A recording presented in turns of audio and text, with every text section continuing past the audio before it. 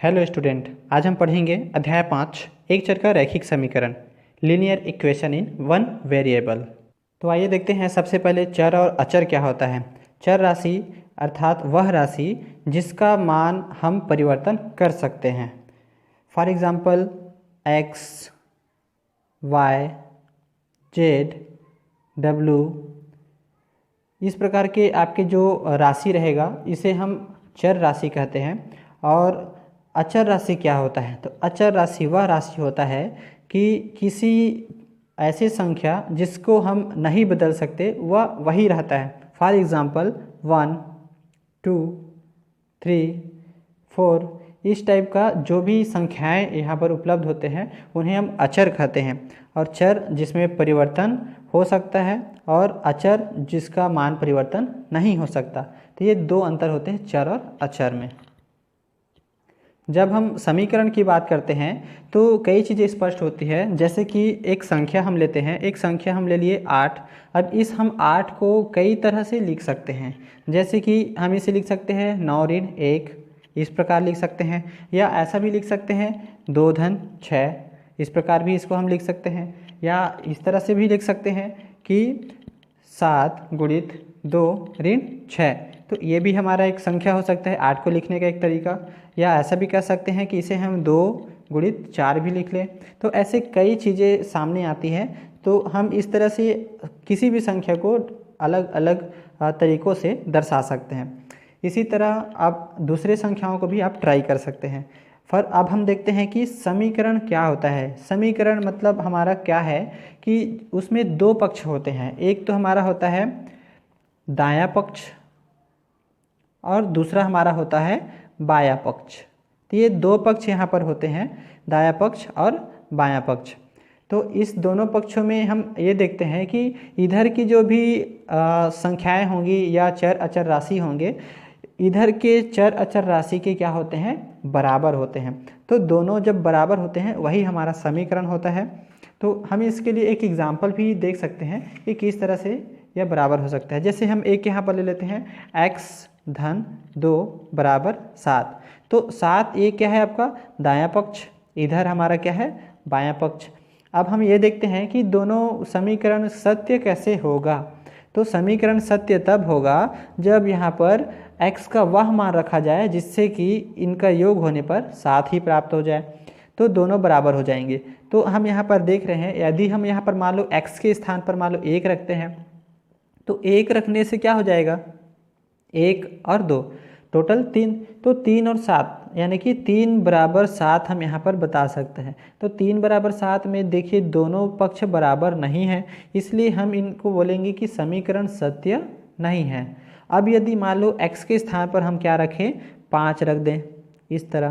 तो 5 रखने से हमारा यहाँ पर वैल्यू मिलेगा 5 धन 2 बराबर 7, यानी कि 7 इधर भी आ गया 7 इधर भी। तो कुल मिलाकर हमारा क्या हो जा रहा है, दोनों पक्ष बराबर हो जा रहे हैं। तो दोनों पक्ष जब बराबर हो जाते हैं तो हम कहते हैं कि x का जो मान है 5 वह समीकरण के लिए क्या है, सत्य है। तो ये हमारा क्या होता है, एक समीकरण होता है। तो अब हम आगे सीखने वाले हैं समीकरण बनाना और उस समीकरण को हम हल कैसे करें। तो हम यहाँ पर पढ़ रहे हैं एक चर का रैखिक समीकरण। तो एक चर यानी कि x, y, z, w इस तरह में से कोई भी एक हमारा यहाँ पर स्थित रहेगा, x, y, z। तो हम सिर्फ 3 ही चीज़ों के बारे में ज़्यादातर बात करते हैं, इसलिए हम 3 ही लिख लेते हैं। तो चूँकि आपका एक चर का समीकरण रहेगा तो या तो x रहेगा या तो y रहेगा या फिर z रहेगा। तीनों में से कोई एक ही वहाँ पर उपस्थित रहेगा। तो आइए एक कथन हम लेकर देखते हैं। किसी संख्या के 3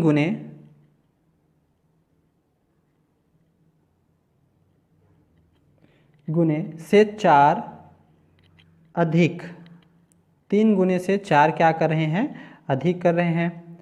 तो अधिक करने से 13 के बराबर होता है, अधिक 13 के बराबर होता है।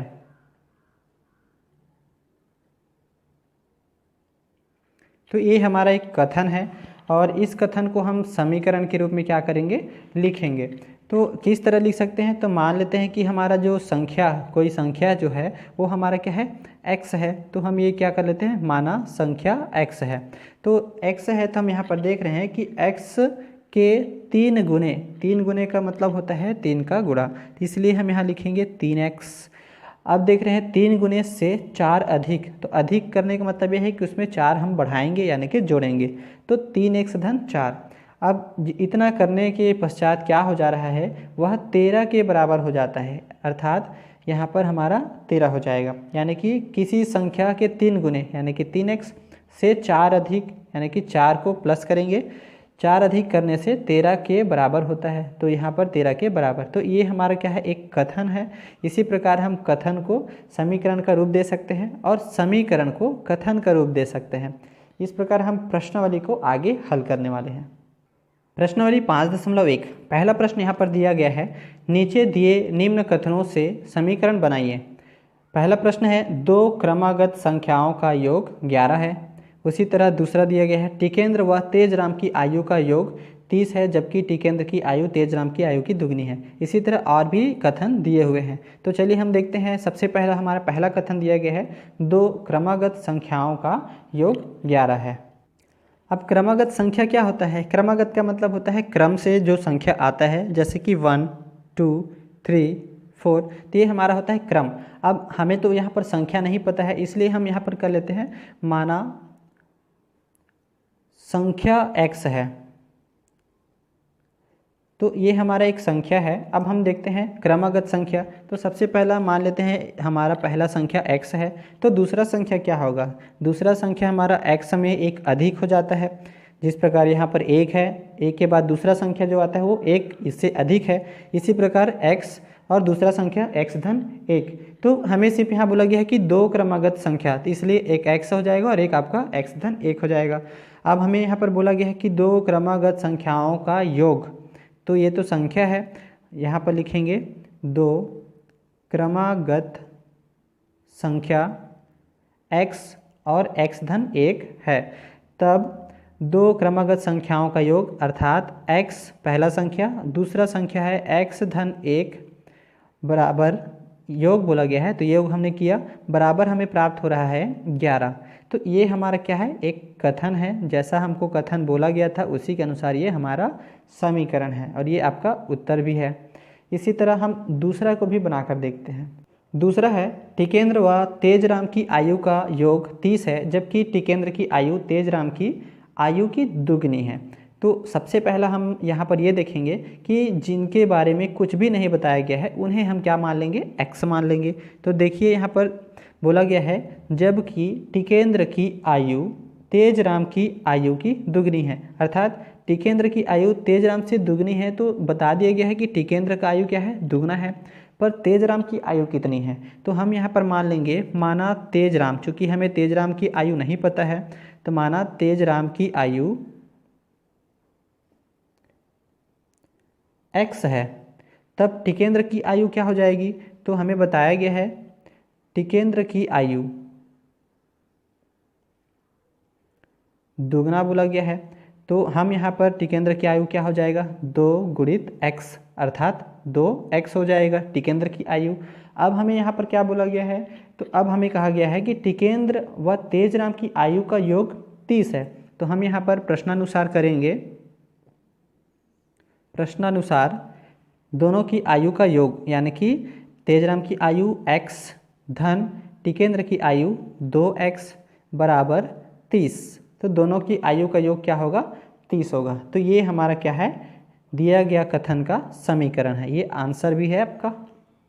इसी तरह आप इन शेष सवालों को भी बनाकर देखिए, बहुत ही सरल और अच्छे प्रश्न हैं। प्रश्न नंबर 2, नीचे दिए गए समीकरणों को हल कीजिए। पहला प्रश्न आपका दिया गया है, हम यहाँ पर पहला प्रश्न सॉल्व कर लेते हैं। 5x धन 2 बराबर 17, तो हमें इस समीकरण का हल करना है, अर्थात यहाँ पर जो चर राशि दिया गया है उसका मान हमको निकालने हैं। तो हल हम जब करेंगे तो सबसे पहले आप इनको एक बार ज़रूर यहाँ पर लिखें, 5x धन 2 बराबर 17। अब चूँकि आपको ध्यान रखना है कि यहाँ पर बीच में आपका बराबर दिया गया है और इधर दायां पक्ष और ये बायां पक्ष आपका दिया है, इसलिए हम यहाँ पर या का चिन्ह अवश्य लगाएं। तो आगे चलते हैं। तो यहाँ पर हमारा सबसे पहला काम क्या हो जाएगा कि 5x और यहाँ पर जो 2 दिया है तो 2 को हम यहाँ क्या कर देंगे, पक्षांतर कर देंगे। तो जैसे ही पक्षांतर करेंगे तो 17 यहाँ पर दिया गया है इसलिए यहाँ पर लिखे, और 2 को जब पक्षांतर करेंगे तो यहाँ पर आ गया और ये हमारा हो गया ऋण 2। तो ध्यान रखना है जैसे ही हम पक्षांतर करें तो दिया गया चिन्ह हमारा क्या हो जाना चाहिए, परिवर्तन हो जाना चाहिए, यानी कि प्लस से माइनस, अगर माइनस है तो प्लस। तो इस प्रकार हमें ये प्राप्त हो गया। अब हम क्या प्राप्त हो जाएगा, तो चूंकि 5x इनके साथ गुणा में है तो यहाँ पर देखिए 17 में 2 गया तो 15, और ये जो 5 आपका गुणा में है हम इनके हर में क्या कर देंगे, गुणा कर देंगे। जैसे ही हम हर में उनको गुणा करेंगे तो नीचे हमारा क्या हो जाएगा, 5 हो जाएगा। अब यहाँ पर देखिए 5 का हम जब इनके साथ भाग करेंगे तो हमें क्या प्राप्त हो रहा है, तो 5 एकम 5 दिया 15 यानी कि 3। तो यहाँ पर हमें मिल रहा है x बराबर 3, और यही हमारा क्या है, समीकरण का हल है। ये आपका उत्तर है। अगला प्रश्न है प्रश्न नंबर 2 का थर्ड हम यहाँ पर बनाकर देखते हैं। चूँकि थोड़ा सा आपको कठिन लग रहा है इसलिए हम यह तीसरे प्रश्न को भी देखते हैं। तो दूसरे का ये आपका थर्ड प्रश्न है, और ये हमें दिया गया है 4x धन 8x बराबर 17x ऋण 9 ऋण 1। जब हम इनको हल करेंगे तो एक बार आप इसे अवश्य लिखें, 4x धन 8x बराबर 17x ऋण 9 ऋण 1। अब हम इनको हल करते हैं तो 4 और 8 कितना हो गया, 12 हो गया। तो यहाँ पर हो जाएंगे 12x बराबर 17x ऋण 9 और 1 टोटल हो गया 10। चूँकि दोनों ही ऋण में है इसलिए जुड़ेगा और ऋण में आएगा तो 10। अब चूँकि हम यहाँ पर क्या करेंगे, x और x को एक साइड लेकर चलेंगे, यानी कि बाएं पक्ष में हम उनको पक्षांतर कर देंगे। तो पक्षांतर करने पर हमारा क्या हो जाएगा, तो ऐसा भी कर सकते हैं कि ये जो छोटा संख्या है तो छोटा को हम इधर ले आते हैं और 10 को हम इधर पक्षांतर कर देते हैं। तो 10 को जब इधर लाएंगे तो ये हमारा ऋण में है, इधर आकर बाएं पक्ष में हमारा हो जाता है धनात्मक, यानी कि धन 10 हो जाएगा बराबर। यहाँ पर है 17x, और जैसे ही 12x को हम दाएं साइड में पक्षांतर करके इधर लाएंगे तो पहले धन में था, इधर आकर क्या हो जाएंगे, ऋण 12x। तो इस प्रकार पक्षांतर करना है। अब देखिए यहाँ पर 17 में 12 आपका कम हो जाएगा तो बचेगा आपका 5x, और इधर हमारा 10। 5 को हम यहाँ पर गुणा कर देंगे इनके हर में। जैसे ही हम यहाँ पर गुणा करेंगे तो हमें क्या मिलेगा, तो यहाँ पर 10/5। तो ये हमारा क्या हो जाएगा, 10/5 हो गया बराबर हमारा हो गया x। जैसे ही हम इनको भाग करेंगे तो 5 एकम 5 दूनी यानी कि 2। तो हमें यहाँ पर x का मान मिल रहा है x बराबर 2। यही हमारा क्या है, उत्तर है। तो इस प्रकार आप बाकी सवालों को भी हल कर सकते हैं बहुत ही आसानी से।